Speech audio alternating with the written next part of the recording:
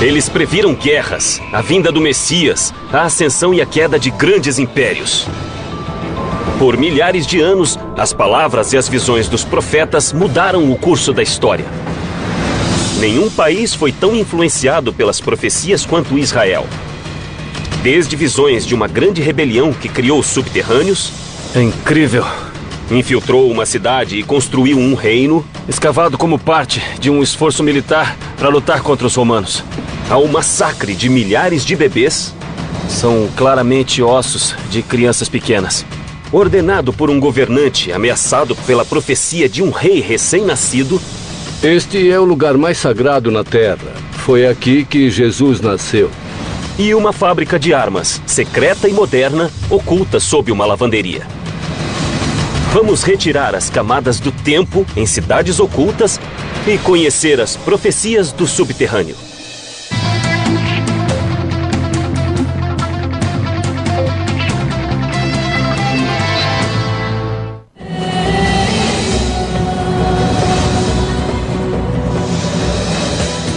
Para bilhões de pessoas, Israel é a terra mais santa do planeta.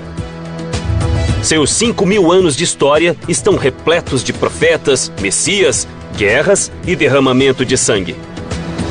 Seu presente é assombrado por fantasmas do passado e profecias do futuro.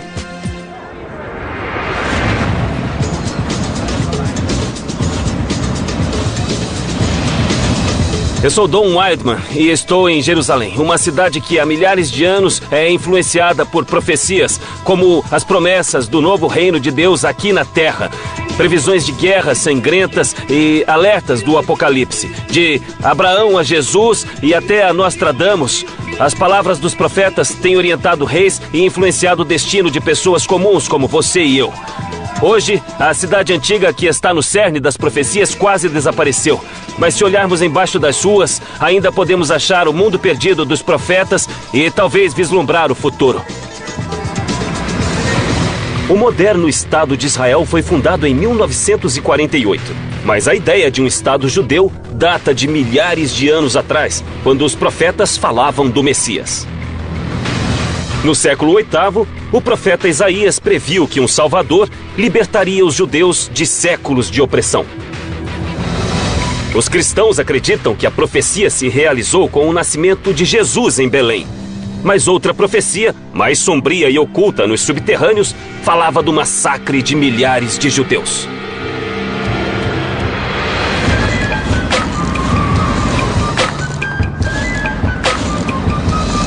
Eu estou a 8 quilômetros de Jerusalém. Estou em Belém, que quase todos conhecem como o local do nascimento de Jesus. Ela fica na famosa Cisjordânia, uma região que pode ser muito perigosa, mas nada perto do que era 2000 anos atrás. E o que se vê por aqui não lembra nada o lugar no ano zero. Mas ainda existem partes do passado ocultas sob o solo. Um passado moldado por duas profecias muito diferentes e muito poderosas. Uma falava do Messias, o Salvador dos judeus oprimidos, e a outra era muito sombria, um alerta assustador de um massacre de inocentes recém-nascidos. A Igreja da Natividade situa-se sobre uma colina no centro da cidade. Com mais de 1.400 anos e ocupando 3 acres, ela mais parece uma fortaleza. Mas alguns passos abaixo deste piso pode ficar o verdadeiro lugar onde Jesus nasceu. Eu vou me encontrar com o professor Kustan Shimali. Ele é especialista na Igreja da Natividade e a família dele mora em Belém desde antes do século XV. Professor? Olá, como vai? Aqui parece um show de rock, né? É sim, parece. Mesmo com a violência tão frequente na Cisjordânia, as pessoas visitam a Igreja da Natividade há 2000 anos. Sim. Os visitantes entram por esta portinha, construída pelos otomanos para que os animais não entrassem na igreja.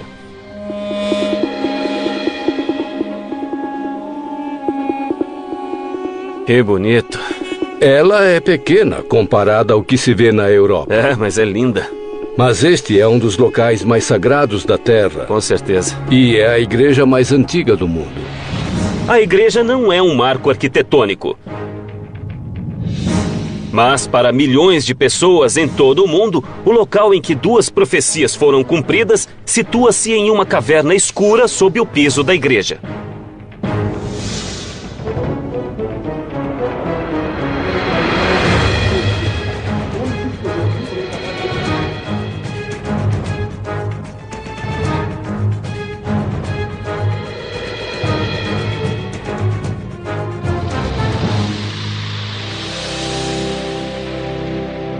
Este é o local da manjedoura. Sei. Depois do nascimento de Jesus, sua mãe Maria o pegou e colocou na manjedoura neste local. E realmente dá pra ver a parede de pedra. Sim, Esta é a caverna sim. onde estavam. Eu tô sem palavras. Nós estamos no centro da cristandade, bem aqui. Sim, este é o lugar mais sagrado da terra. É o lugar onde Jesus nasceu. Este é o local do nascimento de Jesus Cristo. E estamos no interior da gruta subterrânea, onde começou a vida mais sagrada de toda a cristandade. Este é o lugar exato da caverna onde ele nasceu.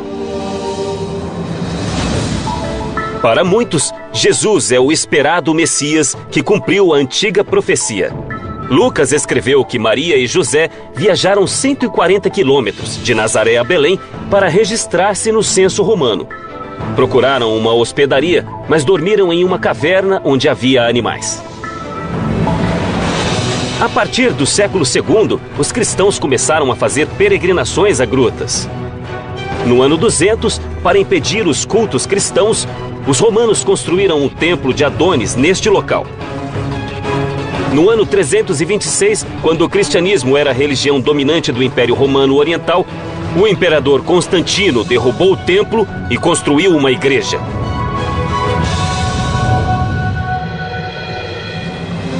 A Igreja da Natividade e o cristianismo ligam o nascimento dessa criança a esta caverna escura.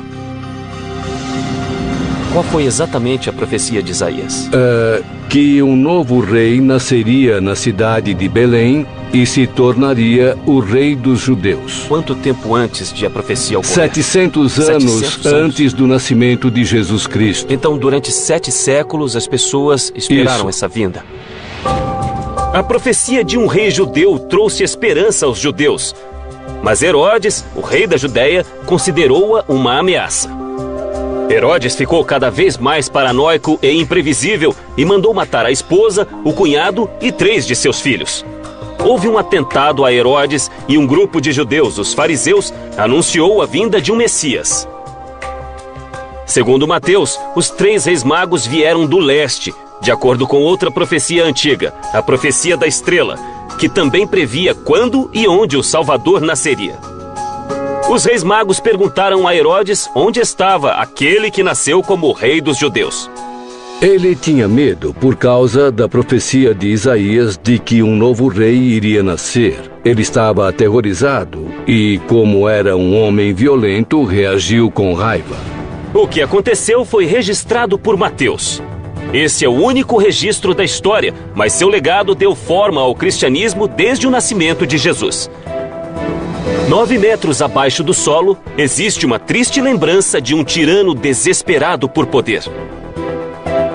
Segundo Mateus, Herodes ordenou o massacre de todos os meninos de Belém com menos de 2 anos. Olha os ossos que estão alinhados e empilhados sob os túmulos. O que esses ossos representam? O massacre dos inocentes ordenado pelo rei Herodes. E quantos foram mortos? Alguns estimam que foram 6.000. Segundo os evangelhos, um anjo avisou José para levar Maria e Jesus ao Egito. Pouco depois, Herodes faleceu por causas naturais. Os ossos dos bebês mortos foram espalhados em túmulos pela cidade. Os ossos recuperados foram trazidos para cá. Esses ossos soltos foram trazidos dos túmulos para cá e colocados em pilhas aqui para serem vistos. Pode-se realmente ver como os ossos são pequenos. Esses claramente são ossos de crianças. O massacre de inocentes é uma história de um tirano atormentado pela paranoia e impelido a um mal inimaginável pela força da profecia. Mas a profecia de um grande rei judeu já era conhecida antes dessa época. No coração de Jerusalém estão as ruínas de uma fortaleza construída pelo primeiro rei dos judeus. Os túneis que passam sob ela foram palco de uma batalha sangrenta, prevista em outra profecia.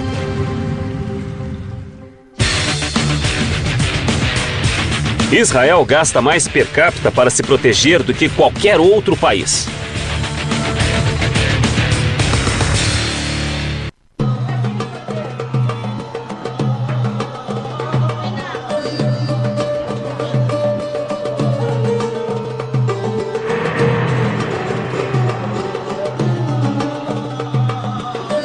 Hoje, Jerusalém é a capital do Estado de Israel. Em 130 quilômetros quadrados moram mais de 700 mil judeus, muçulmanos e cristãos. Sua origem é a antiga cidade de Davi, o homem que transformou uma terra de pequenas tribos em uma nação poderosa. Sob as ruínas da cidade murada do rei Davi, encontramos antigas evidências de duas profecias que alteraram o destino da Terra Santa.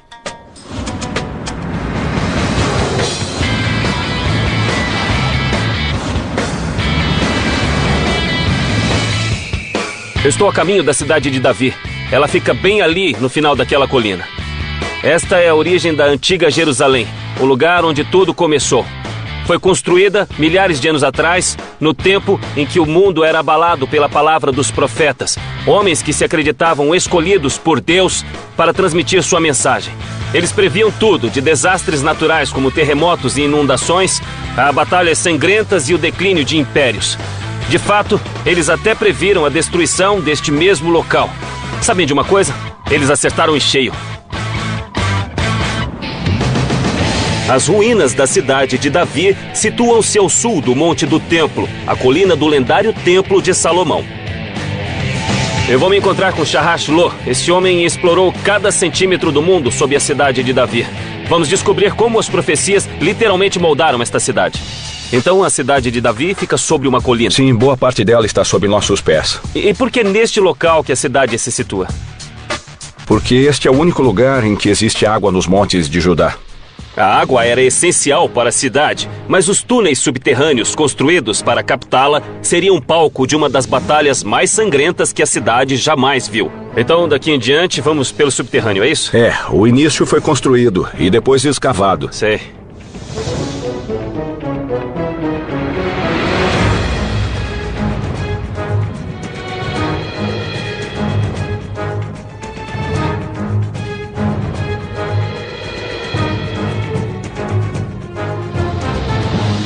Nossa, então fica mais antigo a partir daqui. Sim, daqui até chegar na água. Estamos, na verdade, na entrada original da fonte da cidade de Davi. Sim. E estas paredes foram escavadas, então Sim, isso tem milhares de anos. desde o tempo de Abraão. Que maravilha. Há mais de 5.000 anos, Jerusalém foi fundada por um pequeno grupo de pessoas, atraído pelas águas da fonte de Gihon e pela defesa natural fornecida pelas altas colinas.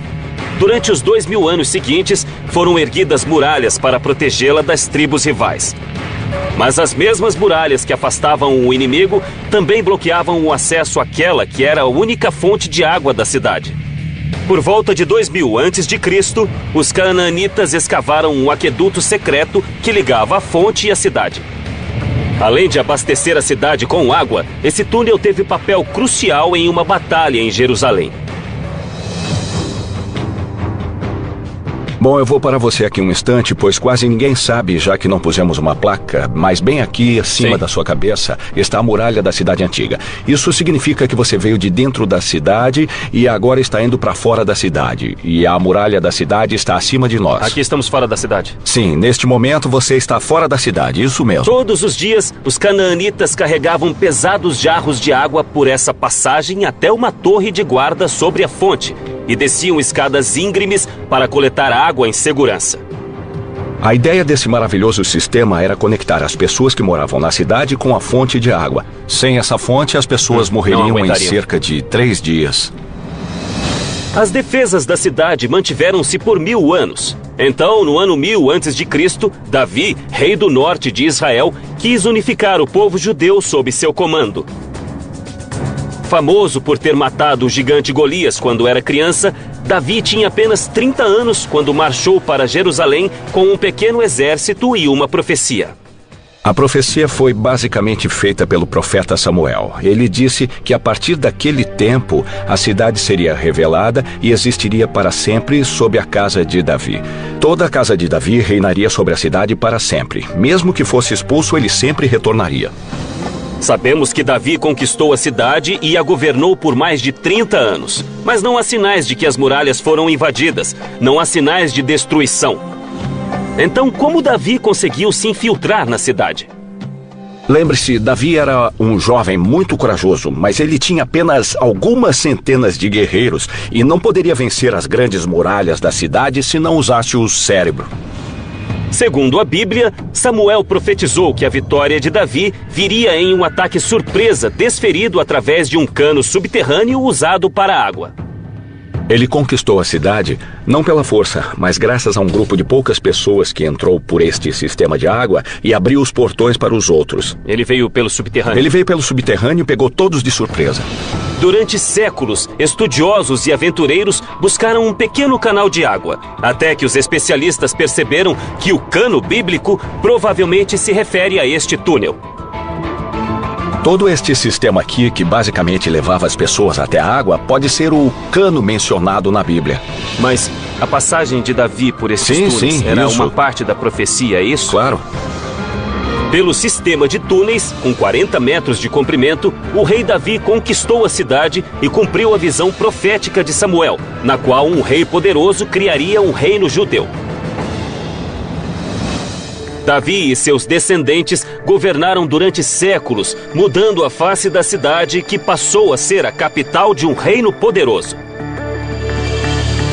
Mas essa não foi a única profecia em que esses túneis tiveram um papel nas batalhas da cidade. 300 anos depois do rei Davi, Jerusalém confrontou a ameaça poderosa do exército assírio. Segundo as profecias, mais uma vez a vitória dependeria da fonte de Gihon. Estou ouvindo som de água. Sim, é que já estamos lá, bem perto da água.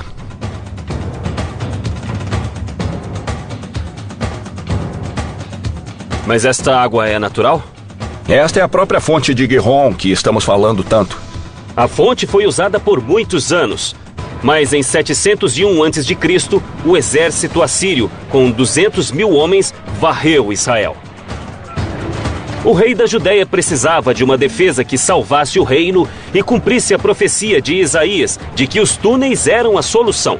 Os assírios tinham conquistado 46 cidades e marcado o local das vitórias com uma pilha de crânios. Jerusalém era o próximo alvo. Conforme o exército se aproximava e os refugiados acorriam a cidade, o rei Ezequias percebeu que um caminho até a fonte não bastaria. Ele precisava de um canal que trouxesse a água para a cidade. Jerusalém tinha crescido 3 ou 4 vezes na época. Enquanto construía uma nova muralha, ele pensou, a água não é bastante para sustentar a todos. Eu preciso resolver isso e realizou um feito incrível. Uma grande obra que foi criar e escavar o túnel de Ezequias, em que estamos entrando agora. O túnel de Ezequias tem 500 metros de comprimento, 100 dos quais sob o solo, e sai do lado ocidental. Há um leve declive da fonte para a piscina de Siloé, que é o extremo do túnel dentro da cidade. Foi tudo escavado à mão e na penumbra, pois em excesso, as lâmpadas de óleo consumiriam o oxigênio. Quando o exército assírio chegou à cidade, o profeta Isaías subiu na muralha e alertou: "Vocês não devem entrar na cidade, assim diz o Senhor, pois estamos prontos." Bom, Isaías sabia que uma nova muralha e este incrível sistema tinham sido construídos. Então este era o conhecimento secreto que Isaías tinha quando fez a profecia? Era. Os assírios sitiaram a cidade por meses, até que foram dizimados por uma praga e recuaram, cumprindo a profecia de Isaías. É por causa desta água, então, que Jerusalém existe hoje? Achamos que sim. É incrível.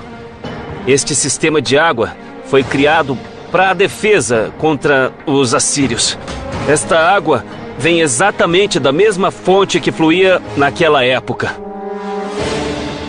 Vamos dar uma olhada. Olha só essa água. Ela corre por aqui.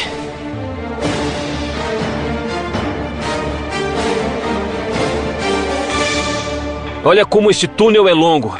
Ele continua nas duas direções. Este túnel é o alicerce da antiga Jerusalém e faz parte de uma profecia. Um profeta disse que o túnel salvaria a cidade. A destruição da cidade foi profetizada. e a destruição do templo, todas essas profecias empilham-se uma sobre a outra e constroem uma lenda que é Jerusalém. Mas o único modo de chegar ao fundo da lenda é descer aqui, até aqui no subterrâneo.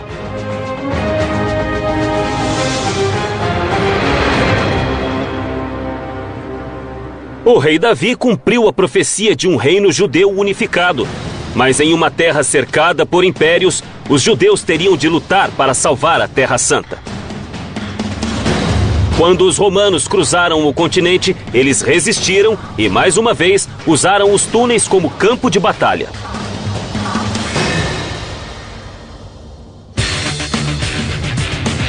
O celular, a mensagem instantânea, o firewall e a mensagem de voz foram inventados em Israel.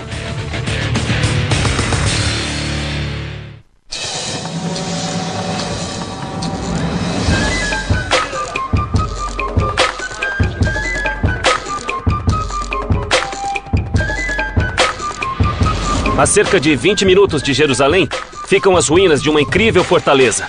Ela se chama Heródion e seu nome vem do rei Herodes, que é famoso por suas incríveis obras de engenharia e também por seu comportamento imprevisível. Mas seus subterrâneos ocultam uma história diferente. A história de uma profecia tragicamente frustrada, de um derramamento de sangue em grande escala e de uma tragédia de proporções bíblicas. Embaixo dessa enorme montanha feita pelo homem, há um sistema de cisternas e túneis que teve papel crucial em uma das maiores revoltas do mundo antigo. Ela foi liderada por um lendário comandante judeu e impulsionada por uma antiga profecia de um Messias. Para os cristãos, ela se cumpriu com o nascimento de Cristo. Vou encontrar o Dr. Barkai, um arqueólogo israelense especializado no passado do Heródion. Bem-vindo ao Heródion. Obrigado. Protegido por uma fortaleza e apoiado pelos romanos, Herodes governou a Judéia por 34 anos, mas seu reino não durou. Depois da morte de Herodes, as lutas internas e a opressão romana provocaram uma revolta, iniciada no ano 66. Nos anos seguintes, os romanos mataram ou escravizaram muitos judeus. O grande templo em Jerusalém foi destruído e a fortaleza do Heródion desintegrou-se. Nossa, então aqui era o palácio. Este é o Palácio da Montanha. Foi acrescentado a um palácio muito maior que ficava abaixo. No ano 132, 60 anos depois da primeira revolta, essas cisternas abandonadas foram usadas para outro propósito quando a Judéia foi surpreendida por uma nova revolta.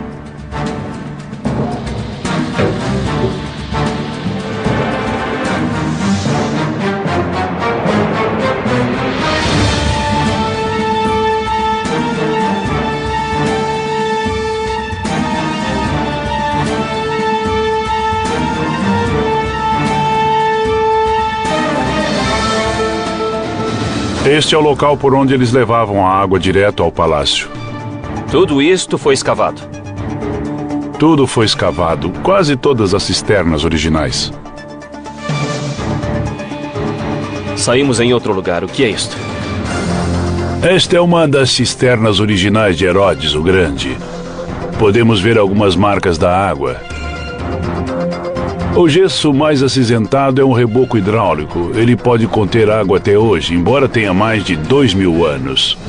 Mas em 132, quando irrompeu a rebelião, os judeus transformaram os túneis em uma armadilha mortal. Quando os rebeldes judeus ocuparam as ruínas da fortaleza de Herodes, encontraram um sistema de cisternas e túneis construído 150 anos antes. A fortaleza ocupava 3.000 metros quadrados. Os engenheiros de Herodes criaram uma montanha na planície desértica. Construíram uma estrutura cilíndrica com paredes duplas, cobriram com toneladas de terra e transformaram uma pequena colina em uma imponente montanha de 700 metros de altura. O palácio construído no topo era rodeado por muralhas e torres. Tinha grandes salões, luxuosos aposentos particulares e banhos romanos. O conjunto usava muita água e as cisternas subterrâneas também precisavam ser enormes.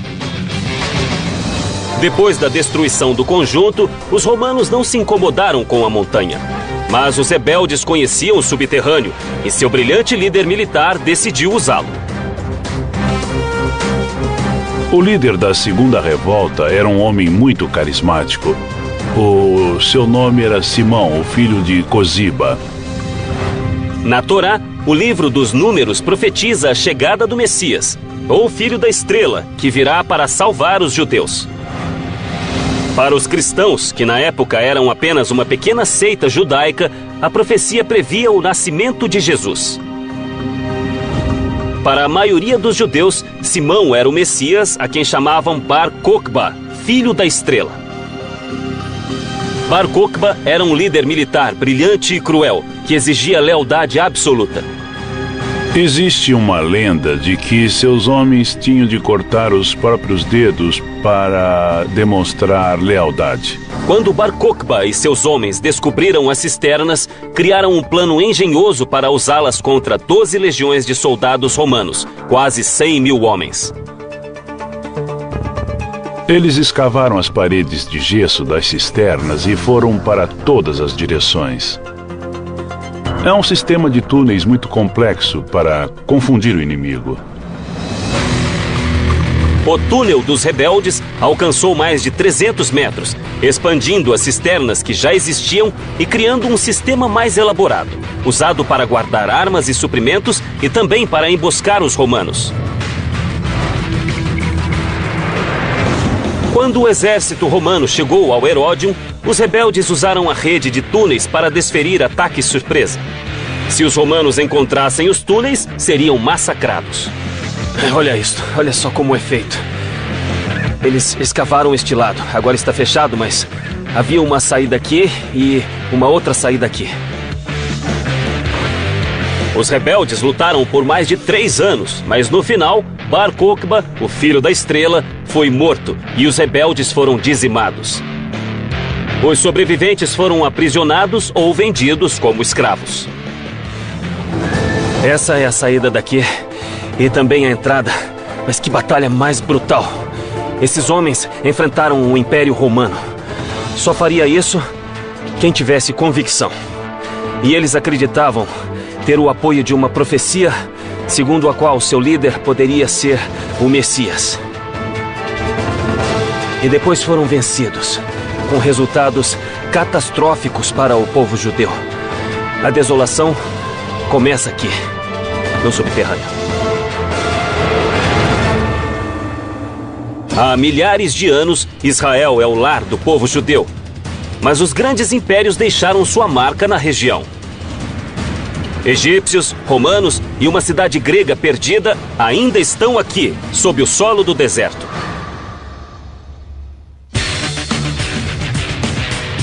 Israel tem o maior número de universitários formados per capita no mundo.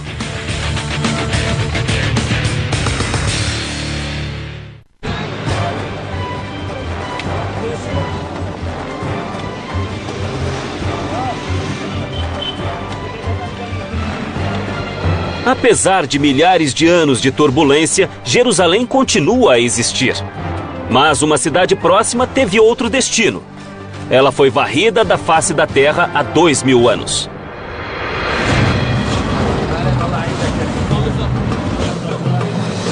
Estou a 56 quilômetros de Jerusalém, nas ruínas de uma cidade antiga chamada Maresha. Bom, eu admito que não parece muito, mas acredite em mim, há um outro mundo oculto bem embaixo dos meus pés. Por quase 1000 anos, este foi um sangrento campo de batalhas entre os pagãos que viviam aqui e os hebreus de Jerusalém. Quando essa longa e violenta guerra irrompeu, só havia um refúgio seguro, que fora construído cuidadosamente por séculos. Uma outra cidade, subterrânea. Vou me encontrar com Nahum Sagiv, um arqueólogo que irá me mostrar o subterrâneo. Nahum? Olá, Dom. Como vai? Então esta é Maresha. Sim. Você vê que temos as ruínas da antiga cidade de Maresha.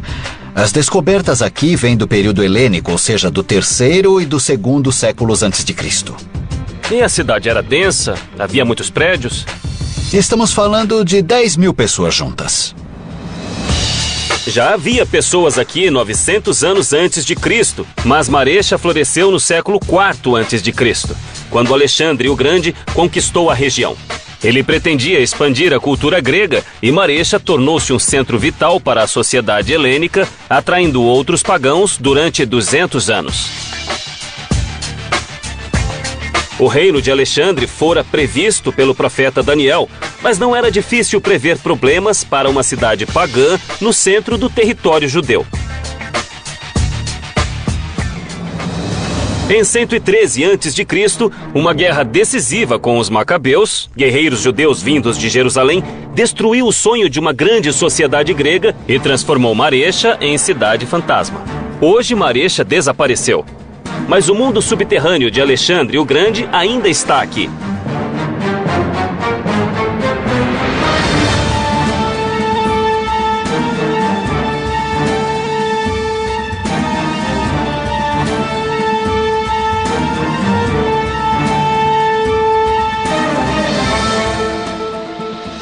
Esta é uma das 800 pedreiras escavadas à mão entre os séculos IV e X.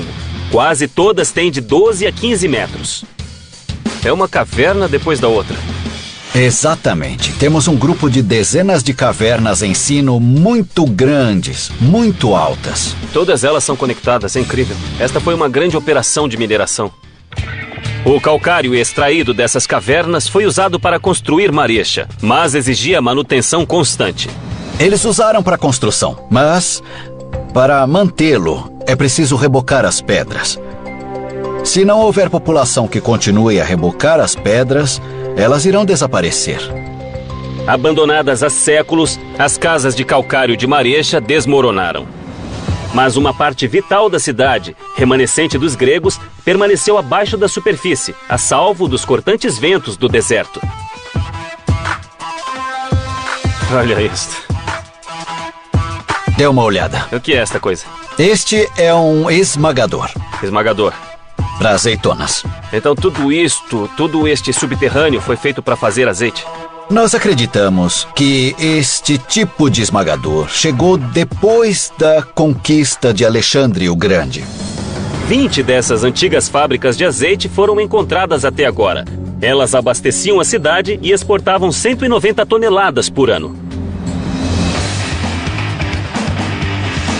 Há 20 anos, Nahum e seus colegas escavam esta área. Teve que tirar muita terra, hein? Removendo 2.000 anos de detritos e revelando grandes câmaras subterrâneas. Uma das maiores salas que encontraram em Marecha, que lindo, foi esta. Uma sala não para realeza, mas para pombos.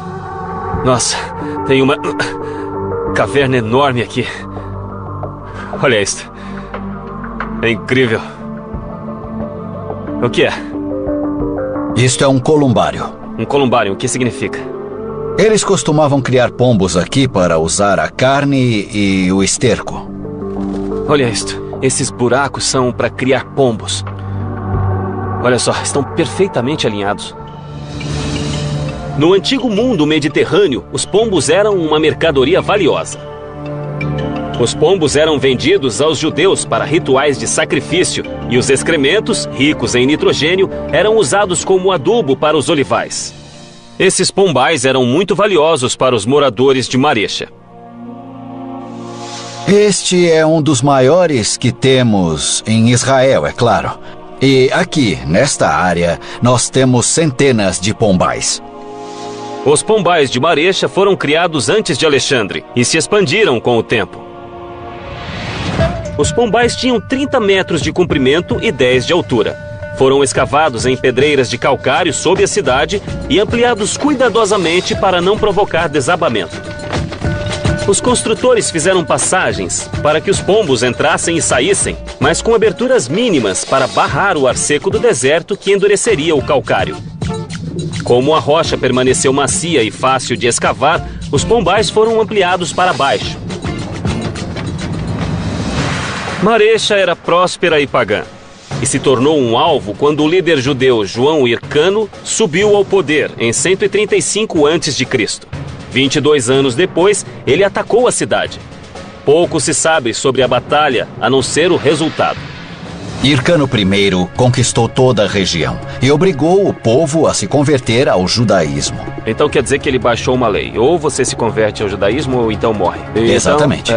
E muitas pessoas acabaram morrendo. Eles tinham seu modo de vida. Tinham muito a perder, então rejeitaram a ordem e pagaram com a vida. Alguns conseguiram escapar, mas em 40 a.C., a rica Maresha estava em ruínas.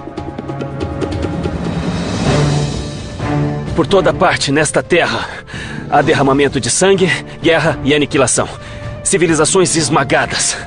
Mas esta também é a história de incríveis feitos de engenharia, de sobrevivência sob as mais difíceis circunstâncias. E o lugar onde mais se encontram esses milagres, feitos pelo homem, fica bem aqui, no subterrâneo. A luta pelo controle de Israel já dura milhares de anos e não é história antiga. A profecia que levou o rei Davi a unir os judeus há 3.000 anos ainda é uma força atuante em Israel. Embaixo desta lavanderia existem evidências de que os rebeldes antigos tinham algo em comum com os modernos: o subterrâneo. A palavra Amém aparece 773.692 vezes na Bíblia.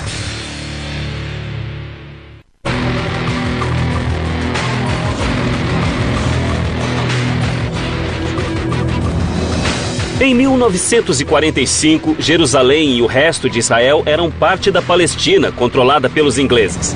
Mas os 500.000 judeus que viviam aqui estavam determinados a cumprir a profecia de Ezequiel, de que Deus iria reunir seu povo e reconstruir Israel.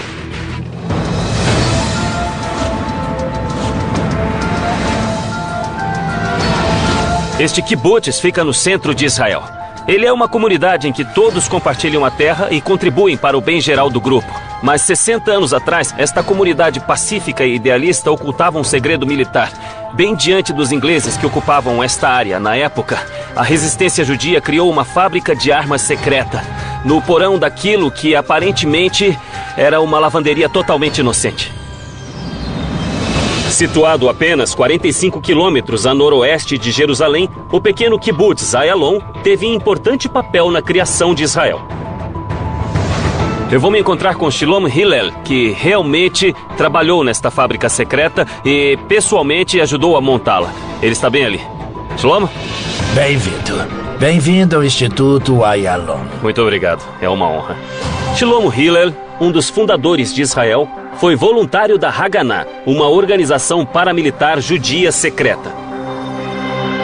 Desafiando os vizinhos árabes hostis e as forças de ocupação inglesas, Shlomo arriscou a vida nesse kibbutz.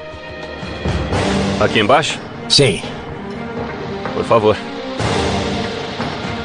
Então, existe uma fábrica de armas secreta sob nossos pés. Isso mesmo. Faz muito barulho. Como nunca descobriram que estava aqui? Precisávamos desta máquina de lavar. Ela tinha de funcionar o dia inteiro. Entendo. Para fazer um barulho que cobrisse outros ruídos Isso aqui que houvesse. faz muito barulho?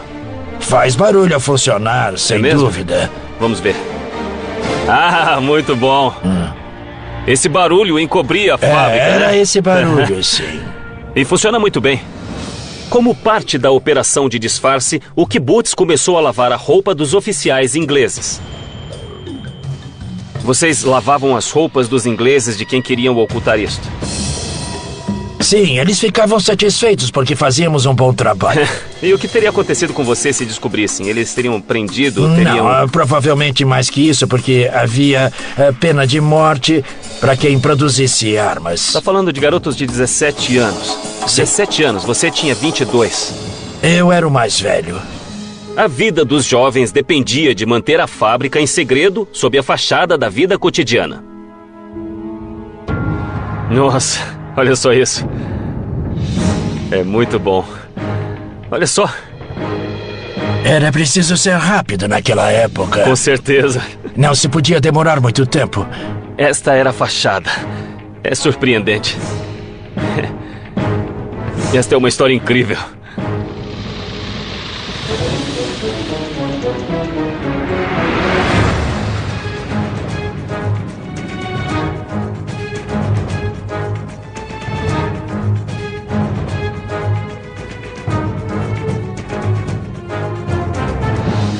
Que coisa incrível.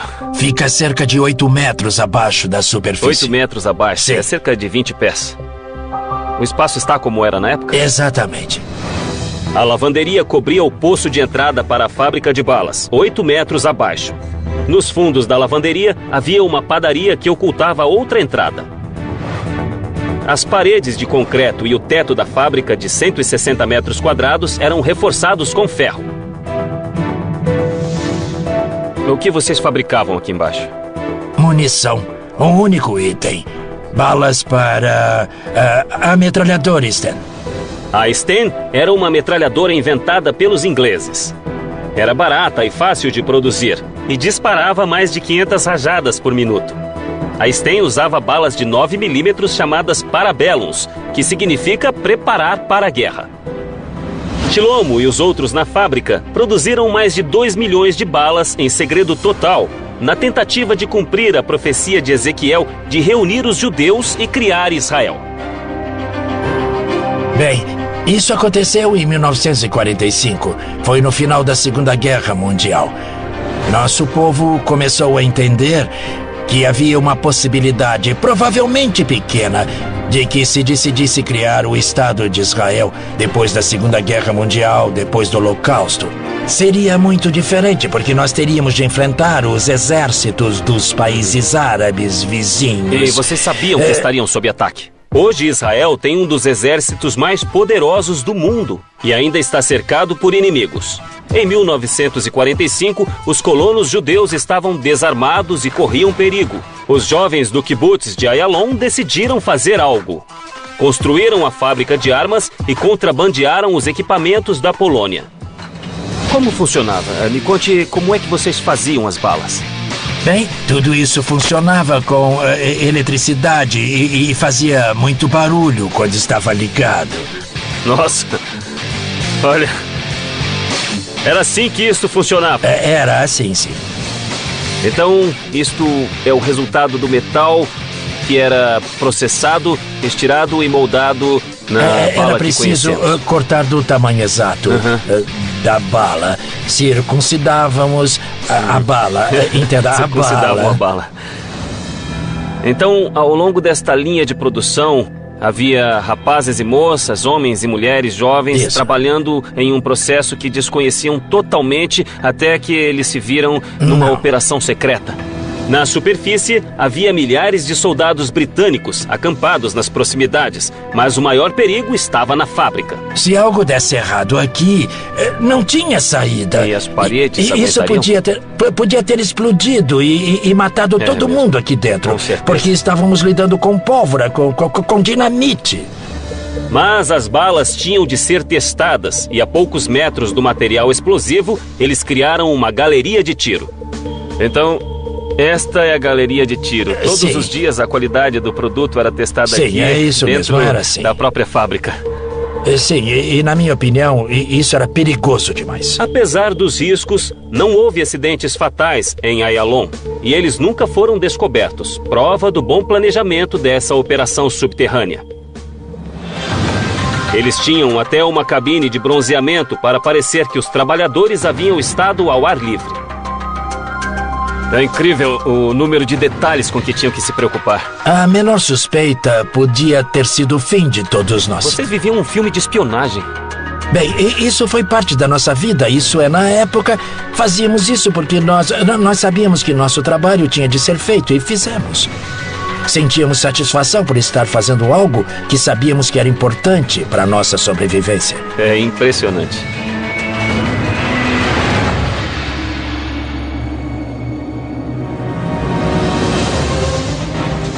Por milhares de anos, as palavras dos profetas influenciaram Israel, da promessa de um Salvador a alertas de guerra e previsões do futuro da humanidade.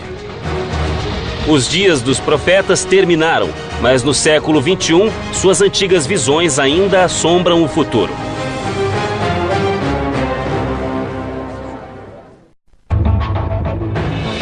Eles previram guerras, a vinda do Messias, a ascensão e a queda de grandes impérios. Por milhares de anos, as palavras e as visões dos profetas mudaram o curso da história. Nenhum país foi tão influenciado pelas profecias quanto Israel. Desde visões de uma grande rebelião que criou os subterrâneos... É incrível. infiltrou uma cidade e construiu um reino, escavado como parte de um esforço militar para lutar contra os romanos. Há um massacre de milhares de bebês. São claramente ossos de crianças pequenas. Ordenado por um governante ameaçado pela profecia de um rei recém-nascido. Este é o lugar mais sagrado na Terra. Foi aqui que Jesus nasceu. E uma fábrica de armas, secreta e moderna, oculta sob uma lavanderia. Vamos retirar as camadas do tempo em cidades ocultas e conhecer as profecias do subterrâneo.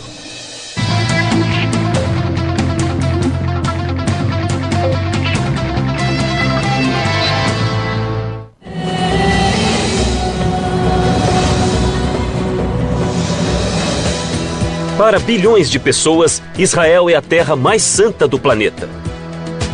Seus 5.000 anos de história estão repletos de profetas, messias, guerras e derramamento de sangue. Seu presente é assombrado por fantasmas do passado e profecias do futuro.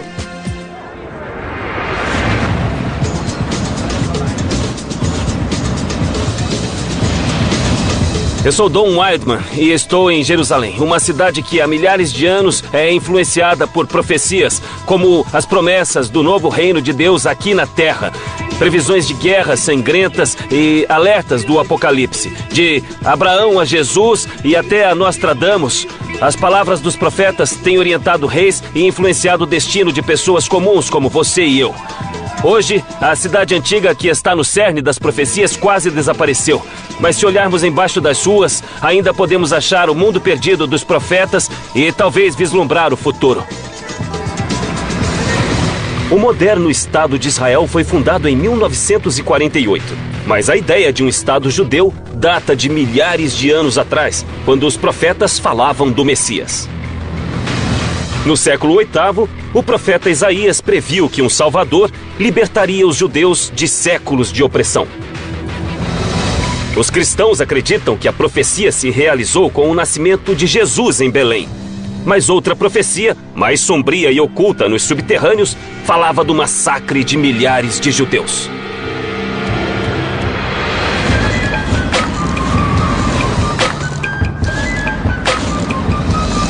Eu estou a 8 quilômetros de Jerusalém.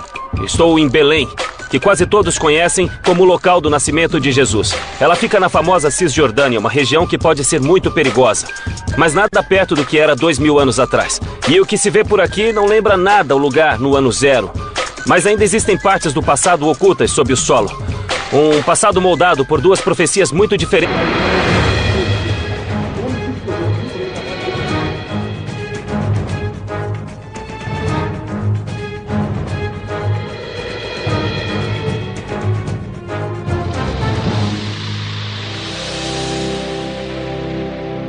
Este é o local da manjedoura. Sei. Depois do nascimento de Jesus, sua mãe Maria o pegou e colocou na manjedoura neste local. E realmente é. Dá pra ver a parede de pedra. Sim, esta é a caverna sim. onde estavam. Eu tô sem palavras. Nós estamos no centro da cristandade, bem aqui. Sim, este é o lugar mais sagrado da Terra. É o lugar onde Jesus nasceu.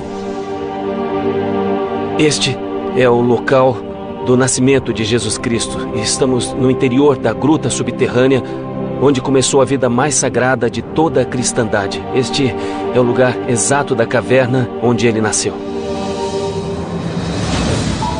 Para muitos, Jesus é o esperado Messias que cumpriu a antiga profecia. Lucas escreveu que Maria e José viajaram 140 quilômetros de Nazaré a Belém para registrar-se no censo romano. Procuraram uma hospedaria, mas dormiram em uma caverna onde havia animais. A partir do século II, os cristãos começaram a fazer peregrinações a grutas. No ano 200, para impedir os cultos cristãos, os romanos construíram o templo de Adonis neste local. No ano 326, quando o cristianismo era a religião dominante do Império Romano Oriental, o imperador Constantino derrubou o templo e construiu uma igreja.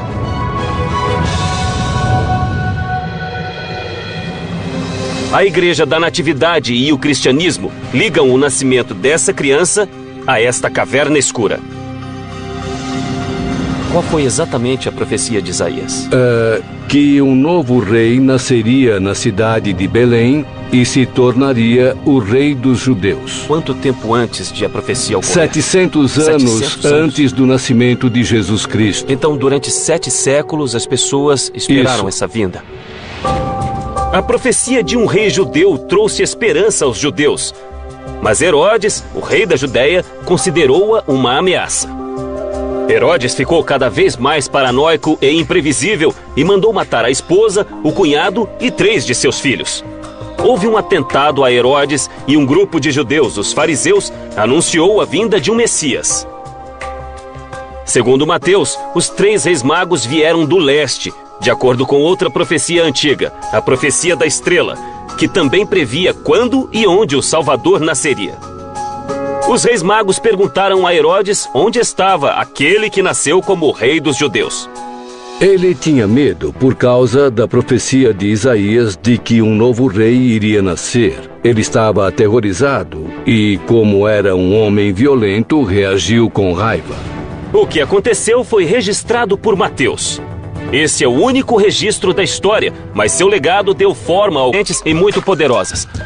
Uma falava do Messias, o Salvador dos judeus oprimidos, e a outra era muito sombria, um alerta assustador de um massacre de inocentes recém-nascidos.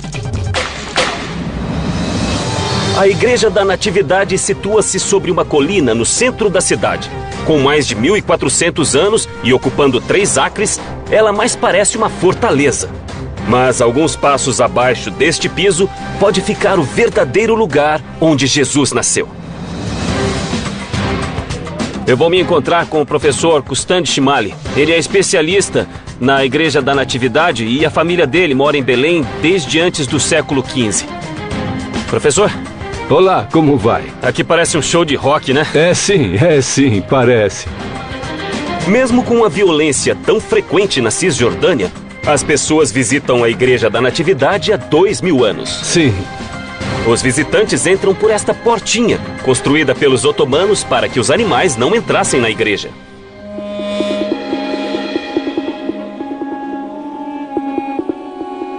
Que bonito. Ela é pequena comparada ao que se vê na Europa. É, mas é linda. Mas este é um dos locais mais sagrados da Terra. Com certeza. E é a igreja mais antiga do mundo. A igreja não é um marco arquitetônico. Mas para milhões de pessoas em todo o mundo, o local em que 2 profecias foram cumpridas situa-se em uma caverna escura sob o piso da igreja.